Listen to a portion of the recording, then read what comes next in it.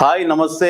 ఈరోజు మధ్యాహ్నం వార్తలు ఎలా ఉన్నాయో ఒకసారి చూద్దాం. ఈరోజు దిశ వార్త ఏమేమి ప్రకటించిందో ఒకసారి చూద్దాం. అయితే సెక్స్ చేస్తాం చూస్తారా, ఇది పడక గదిలో బూత్ బిజినెస్ అని ఒక వార్త హైలైట్ గా కనిపిస్తుంది. ఈ వార్త ఏంటంటే ఒక కుటుంబం ఆ కుటుంబానికి సంబంధించిన ఇద్దరు దంపతులు లైవ్ వీడియో సెక్స్ చేస్తూ అందరికీ అందరి నుంచి డబ్బులు వసూలు చేసే కార్యక్రమం మొదలుపెట్టింది. అది మామూలుగా వీడియోల నుంచి మొదలయ్యి లైవ్ కాడికి వెళ్ళింది. ఇలా లైవ్లు చేస్తూ చేస్తూ అది ఎంతకంటే లక్షల్లో సంపాదించాలన్న ఆలోచనలతోటి ఈ ప్రయత్నం చేశారు. చివరికి వచ్చేసరికి అది ఒక కానిస్టేబుల్ తెలిసి ఆ కానిస్టేబుల్ వాళ్ళ పై అధికారులకు చెప్పడంతో అది కథ సుఖాంతం అయిపోయింది. సుఖం కాస్త టోటల్గా సుఖాంతం అయిపోయింది. ఎందుకంటే డబ్బుకు లోకం దాసోహం అన్నట్లు తయారైంది నేటి సమాజం. కష్టపడకుండా కాసులు వస్తాయంటే ఎంతకైనా తెగించేస్తున్నారు. అచ్చం అలాంటి ఘటనే నగరం నడి బొడ్డు పైన జరిగింది. అది ఎక్కడంటే బాగంబరపేట పరిధిలోని మల్లికార్జున నగర్లో జరిగింది. ఈ మల్లికార్జున నగర్లో ఇద్దరు దంపతులట ఆన్లైన్ వీడియోలు తీస్తూ వాళ్ళందరికీ డబ్బులు వసూలు చేసే ప్రయత్నం చేశారు. ఆ ప్రయత్నంలో భాగంగా పోలీసులకు పట్టుబడ్డారు. అది దానికి సంబంధించిన పూర్తి వాట. దానికి సంబంధించి పూర్తిగా వాళ్ళు అదే పని చేసుకుంటూ వీడియోలు తీసుకుంటూ మొత్తం డబ్బులు సంపాదించే ప్రయత్నం అయితే చేసారు. ఆఖరికి దొరికారు. కథ సుఖాంతమైంది. అలా సుఖం కాస్త పోలీస్ స్టేషన్ వరకు వెళ్ళింది. ఇంకేముంది, అది ఇలాంటివి చేస్తే చివరికి అదే కథ అవుతుంది. దేశాన్ని ఏం ఉద్ధరిద్దామనో ఇది.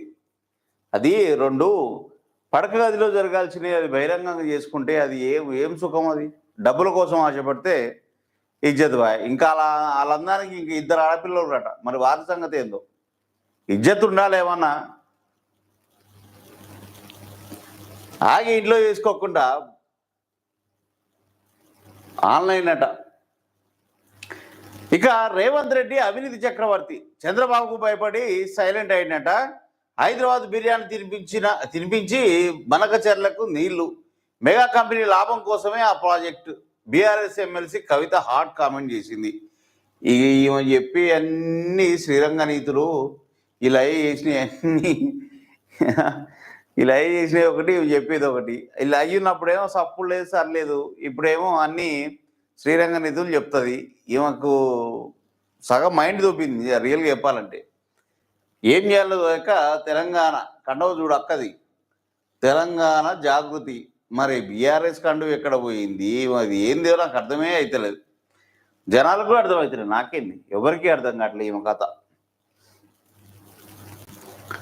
ఇక ముఖ్యమంత్రి రేవంత్ రెడ్డికి అవినీతి చక్రవర్తి అని బిరుదునిస్తున్నామని ఆయన అవినీతిపై జాగృతి ఆధ్వర్యంలో బుక్లెట్ ప్రచురించి రాష్ట్ర వ్యాప్తంగా ప్రచురిస్తామని బీఆర్ఎస్ ఎమ్మెల్సీ కల్వకుంట్ల కవిత. మరి బీఆర్ఎస్ ఎమ్మెల్సీ అని చెప్పుకున్నప్పుడు బీఆర్ఎస్ కన్ను ఉండాలిగా అక్కకి, ఎందుకు లేదు?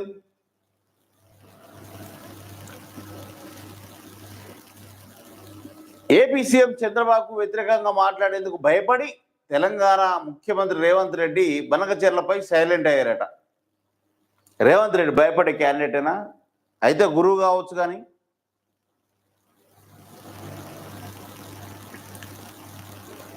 బీజేపీ ఎంపీలు ఎందుకు నోరెత్తడం లేదు? కేంద్ర ప్రభుత్వం ప్రగతి అజెండాలో పోలవరం చర్చని ఎత్తివేశారని కవిత విమర్శించారు. భద్రాచలం రాముడు మునుగుతున్న తెలంగాణలో ఉన్న 8 మంది బీజేపీ ఎంపీలు నోరెత్తడం లేదని దుయ్యపట్టారు. భద్రాచలం దగ్గర 5 గ్రామ పంచాయతీలు తెలంగాణలో కలపాలని డిమాండ్ చేశారు. Kodangal lift irrigation mega Ponguleti కంపెనీలు దక్కించుకున్నాయని, ఆ కంపెనీలకు అడ్వాన్స్ ఇచ్చారని ఆరోపించారు. వీళ్ళపైన వాళ్ళ ఆరోపణ చేయడం, వాళ్ళపైన వీళ్ళ ఆరోపణ చేయడం, ఇది కామన్. వీళ్ళకి సాగుతుంది అట్లా. ఇది ఇక వీడిన తేజేశ్వర హత్య మిస్టరీ. 8 మంది నిందితులు అరెస్ట్. బ్యాంక్ మేనేజర్తో వివాహేతర సంబంధమే కారణం. మీడియాకు వివరాలు వెల్లడించాలని గద్వాల ఎస్పీ తెలుగు రాష్ట్రాల్లో సంచలనం సృష్టించిన సర్వే రీత్యా ఈ హత్య ఒక సంచలనం సృష్టించింది. దీనికి సంబంధించి ఎస్పీ కేసు వివరాలను ఇవాళ మీడియాకు వెల్లడించి వివాహేతర సంబంధానికి అడ్డు వస్తున్నాడనే భార్య ఐశ్వర్య ప్రియుడు తిరుమల రావు కలిసి తేజేశ్వర్ని సుపారి గ్యాంగ్తో మర్డర్ చేయించినట్లు మనకు తెలుస్తుంది. ఈ కేసులో మొత్తం 8 మంది నిందితులను అరెస్ట్ చేసి రిమాండ్కు తరలించారు. ప్రధాన నిందితుడు తిరుమల రావు కెనరా బ్యాంకు అనుబంధంగా ఉన్న కెన్పిన్ బ్యాంక్ మేనేజర్గా పనిచేస్తున్నట్టు పోలీసులు గుర్తించారు. కర్నూలు పట్టణం పరిధిలోని కల్లూరుకు చెందిన సుజాతకు లోన్ ఇవ్వడంతో పాటు ఆర్థిక అవసరాలు తీరుస్తూ ఆమెతో వివాహేతర సంబంధం పెట్టుకున్నాడని, ఈ క్రమంలోనే ఆమె కూతురు ఐశ్వర్యతోనూ సంబంధాన్ని ఏర్పరచుకున్నట్టు ఎస్పీ వివరించాడు. ఇంతలో ఐశ్వర్యకు గద్వాల్ పట్టణానికి చెందిన తేజేశ్వర్తో వివాహం నిశ్చయం కావడంతో తమ సంబంధాన్ని కొనసాగించడం కష్టతరం అవుతుందని భావించి దీంతో సుపారి గ్యాంగ్తో తేజేశ్వర్ని లేపించారు. ఇది కథ. ఈ మధ్య ఇలాంటివి బాగా జరుగుతున్నాయి, దారుణంగా జరుగుతున్నాయి. మరి ఒకప్పుడు మగవాళ్ళు చేసేది, ఇప్పుడు ఆడవాళ్ళు చేస్తారు. ఇక మళ్ళా మగవాళ్ళు విజృంభించారనుకో, ఇక ఆడవాళ్ళ గతి అంతే. ఇక పోని పాపం అన్నట్టు ఉంటే వాళ్ళు దారుణానికి ఒరిగడుతున్నారు. ఇక కేంద్ర ప్రభుత్వ ఉద్యోగాలు పెన్షనర్లకు గుడ్ న్యూస్. పెండింగ్ మెడికల్ బకాయి బిల్లులు విడుదల 180.30 కోట్లు రిలీజ్ చేసినట్టు డిప్యూటీ సీఎం వెల్లడించినట్టు మనకు ఇక్కడ ఒక వార్త హైలైట్గా కనిపిస్తుంది. రాష్ట్రంలో ఉన్న ప్రభుత్వ ఉద్యోగులు పెన్షనర్లకు రేవంత్ రెడ్డి ప్రభుత్వం భారీ శుభవార్త తెలియజేసింది. కొంతకాలంగా పెండింగ్లో ఉన్న మెడికల్ బకాయిలను ఈరోజు విడుదల చేసింది. వాళ్ళకు సంబంధించి మెడికల్ సంబంధించి ఆ ప్రభుత్వం పెండింగ్లో ఉన్న బకాయిలన్నిటినీ చెల్లిస్తున్నట్టుగా ఇక్కడ మనకు ఈ వార్త తెలుస్తుంది. దీనికి సంబంధించి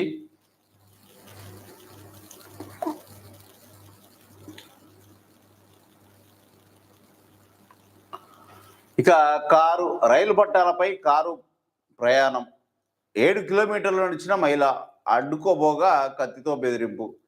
కారును గుర్తించి రైలును ఆపేసిన లోకో పైలట్, అదుపులోకి తీసుకున్న శంకరపల్లి పోలీసులు. ఏం ప్రయత్నం ఏందో. ఓ మహిళ రైలు పట్టాలపై కారును ఏకంగా 7 కిలోమీటర్లు డ్రైవ్ చేసిన ఘటన రంగారెడ్డి జిల్లా శంకరపల్లి పోలీస్ స్టేషన్ పరిధిలో జరిగింది. పోలీసులు తెలిపిన వివరాల ప్రకారం యూపీ లక్నోకు చెందిన ఓంబికా సోని సాఫ్ట్వేర్ ఉద్యోగి కాగా ఇవాళ ఉదయం ఆమె కారును రైల్వే ట్రాక్పై కొడంగల్ నుంచి చిన్న శంకరపల్లి వరకు 7 కిలోమీటర్లు డ్రైవ్ చేసిందట. రైల్వే సిబ్బంది ఆపే ప్రయత్నం చేయగా వారిని కత్తితో బెదిరించి ఎదురుగా కారు రావడాన్ని గుర్తించిన లోకో పైలట్ రైలును వెంటనే ఆపేశాడు. ఇంతలో రైలు సిబ్బంది పోలీసులకు సమాచారం ఇవ్వడంతో అక్కడికి చేరుకుని యువతిని అదుపులోకి తీసుకున్నారు. ఈ ఘటనతో సుమారు 2 గంటల పాటు వివిధ రైళ్లకు అంతరాయం కలిగింది. యువతికి మతిస్థిమితం లేకపోవడమా లేక డ్రగ్స్ ఏమైనా తీసుకుందా అనే అనుమానాలు వ్యక్తమవుతున్నాయి. మేబీ తీసుకుందేమో అక్క. చేవెళ్ళ ఆసుపత్రికి పంపించారట. ఎంత దారుణంగా ఉంది చూడు యువ ప్రయత్నం. ఇంత సాహసం చేయాలనుకుందా లేకుంటే రీల్స్ చేయాలనుకుందో ఏమో మరి, ఇంత దారుణంగా చేసింది. లేకుంటే బుర్ర పని చేయలేదు అనుకుంటా, నాకు తెలిసి బ్రెయిన్ పని చేయకనే ఇలాంటివి. లేకుంటే ఇంట్లో ఇబ్బందులు ఏమైనా ఉంటే సర్దామని పోయిందేమో. పాపం ఆ పైలట్ బాగానే కాపాడు. ఇవి మెయిన్ ఈరోజు మధ్యాహ్నం వరకు ఉన్న అప్డేట్స్.